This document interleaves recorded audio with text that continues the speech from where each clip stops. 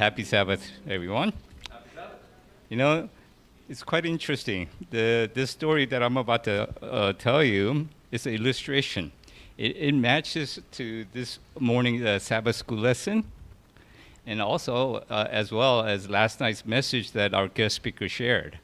It's a wonderful illustration that I'm going to share with you. Okay, but the point of this illustration is relating to just as you listen, ask yourself quietly, does it match with you, with our character? Okay? Okay. This girl, let's say she's a third generation Seventh-day Adventist, and she grew up in a very conservative Seventh-day Adventist family, you know, and she had a great lesson from the father and mother. And so by her teenage, she was doing a lot of work for the church.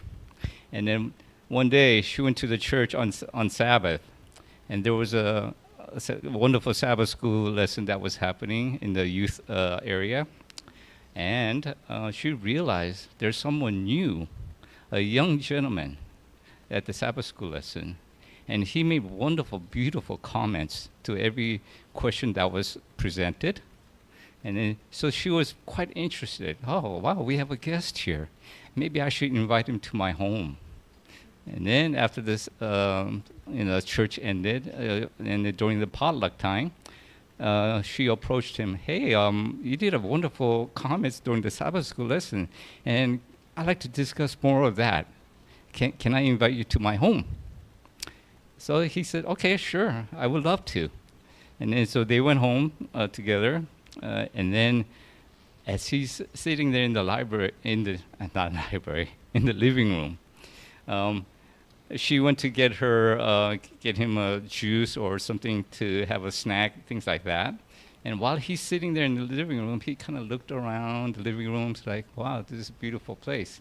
And then in one wall of the living room has a library, like, you know, all the shelf of books. Everything is. Almost everything, the whole wall is filled with it. So he went up there and started looking around while he's waiting for her. And he looks around and he's like, wow, look at all this collection of spirit prophecy. And a wonderful book of King James collection, even the antique, are all there. So he was very impressed. And then he grabbed one of the Review and Herald from 1888. Okay? So he grabbed it and he went back to the couch and started reading it. It's like, wow, this is nice. And then she comes up, you know, here's your drink and anything any other things you like to have. And then he said, you know, you have a wonderful collection. This is my testimony of all these Review and Herald, all the spirit prophecy is my testimony. And she goes, oh, really? And then he asked, do you read all these? And then she goes, not really, but, and she didn't know what to say. Oh, I have to go back to the kitchen. I forgot something. And she disappeared. So as he kept reading, and then it's been a while, so he looked up, where is she? Where did she go? So he looked around the living room, she's not there, anywhere. So, and then he turned around, and there's a hallway. And it's a dark, dark hallway. So he peeked down the hallway, and there's many doors, many rooms down that hallway. And then, so he was kind of curious. So he started walking down the hallway, and then one room has the study room. Next room is the music room. Next room, pride room. Next room, selfish room. It goes on and on and on. So as he's walking down that hallway, he hears something from one of the room, a complaining room. So he kind of listens, like, oh, she must be in there. So he knocks on the door, knock, knock, knock, and she opens the door just a little crack. She doesn't open it all the way, just a little bit. And he looks inside. I was looking for you. Is there anything I could help you with? And she goes, oh, no. You don't come into this room. No. Please don't come in. But I could help you clean up that room for you. you know?